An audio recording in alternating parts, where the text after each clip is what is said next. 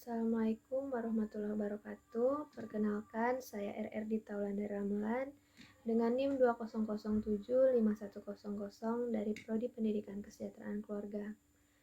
Pada kesempatan kali ini, saya akan mempresentasikan kembali hasil analisis saya mengenai administrasi pendidik dan tenaga kependidikan atau yang disingkat dengan administrasi PTK. Administrasi pendidik dan tenaga kependidikan merupakan proses keseluruhan kegiatan yang pendidik yang meliputi perencanaan, pengorganisasian, pengarahan, pelaporan, pengkoordinasian, pengawasan, dan pembiayaan yang menggunakan atau memanfaatkan fasilitas yang tersedia, baik personal, material, maupun spiritual untuk mencapai tujuan pendidikan secara efektif dan efisien. Proses administrasi PTK dimulai dengan pengadaan tenaga kependidikan seperti seleksi, selanjutnya proses penempatan dan orientasi. Pada proses orientasi ini tujuannya yaitu untuk mempercepat masa adaptasi sehingga tenaga kependidikan baru dapat bekerja lebih cepat dan lebih baik. Seorang pendidik dan tenaga kependidikan untuk kesejahteraan hidupnya itu berhak menerima gaji, tunjangan, dan penghargaan atas apa yang ia lakukan. Tertuang dalam Undang-Undang Nomor 20 Tahun 2003 tentang Sistem Pendidikan Nasional, tenaga kependidikan adalah anggota masyarakat yang mengabdikan dirinya dan diangkat untuk menunjang penyelenggaraan pendidikan. Tenaga kependidikan ini bertugas melaksanakan administrasi, pengelolaan, pengembangan, pengawasan, dan pelayanan teknis untuk menunjang proses pendidikan pada satuan pendidikan.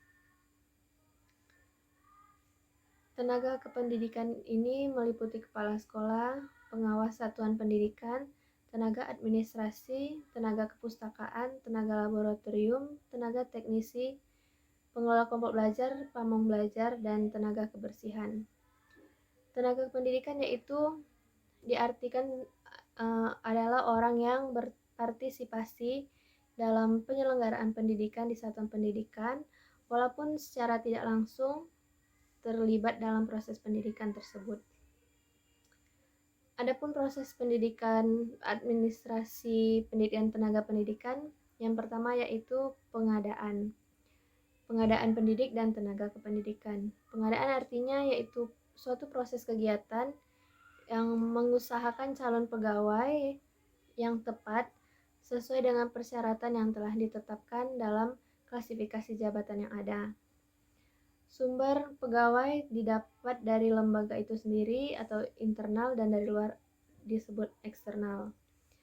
Internal lembaga artinya pegawai yang akan mengisi lowongan jabatan itu ditarik dari pegawai yang telah ada di dalam organisasi yang bersangkutan.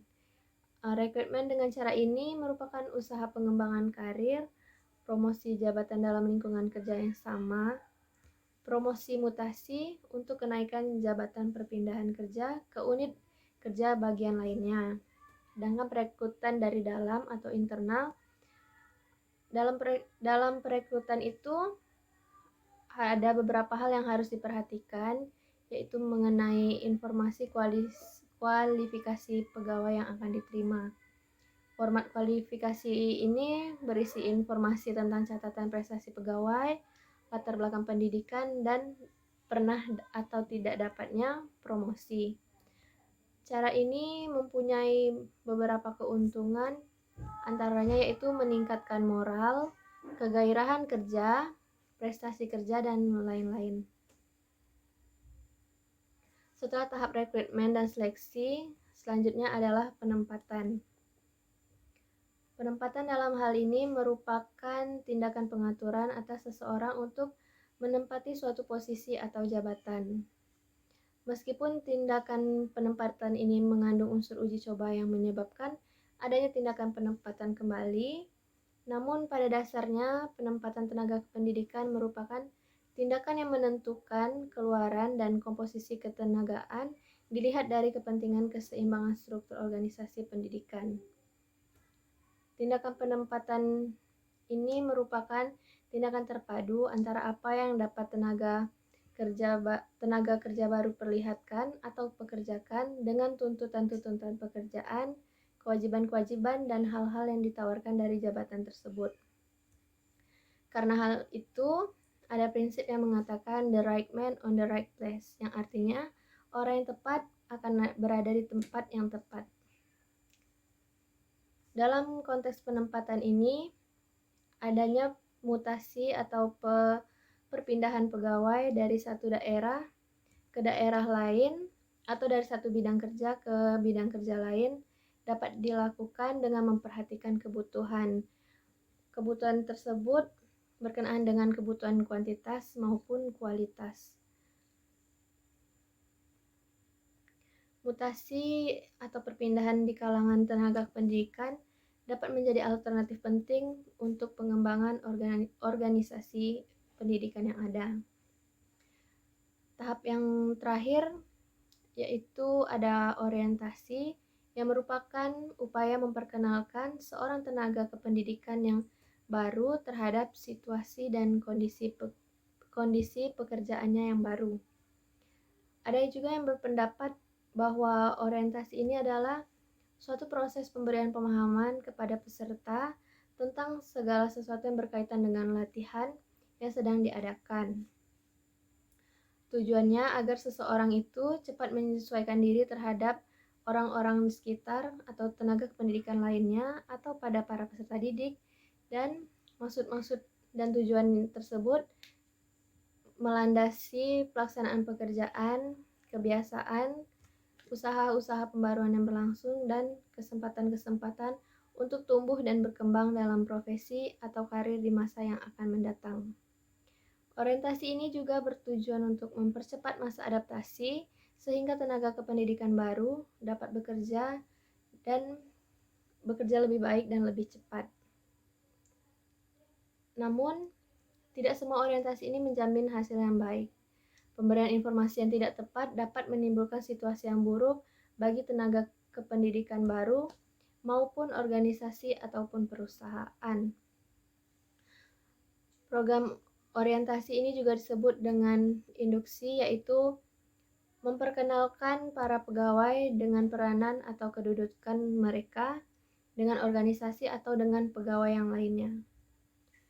Ketika sudah menjadi pegawai, maka pegawai akan mendapatkan kesejahteraan yang meliputi 3 hal, yaitu gaji, tunjangan, dan penghargaan.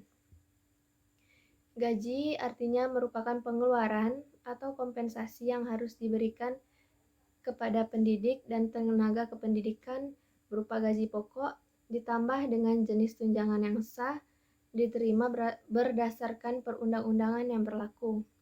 Untuk PNS tetap digaji setiap bulannya, sedangkan honorer digaji sesuai dengan jumlah kinerjanya. Jika tunjangan terbagi atas 2, yaitu tunjangan tetap dan tunjangan tidak tetap. Tunjangan tetap merupakan sebuah kegiatan pembayaran kepada pekerja atau tenaga pendidik yang dilakukan secara teratur, dan hal itu dikaitkan dengan kehadiran, pencapaian profesi kerja, serta dikaitkan dengan tunjangan jabatannya. Sedangkan tunjangan tidak tetap itu adalah pembayaran yang dilakukan yang tidak ada kaitannya dengan kehadiran atau pencapaian suatu prestasi. Tetapi tunjangan tidak tetap ini diterima dalam bentuk uang transport, uang makan, uang tunjang kinerja, dan uang produktivitas. Dan kesejahteraan yang berhak diterima oleh tenaga pendidik dan tenaga pendidikan yang ketiga yaitu penghargaan. Penghargaan artinya adalah sesuatu yang menarik orang lain untuk melakukan pekerjaan dengan sebaik mungkin. Selain 3 hal tersebut, yaitu gaji, tunjangan, dan penghargaan tadi, yang menjadi hak para pekerja atau tenaga pendidik yaitu cuti.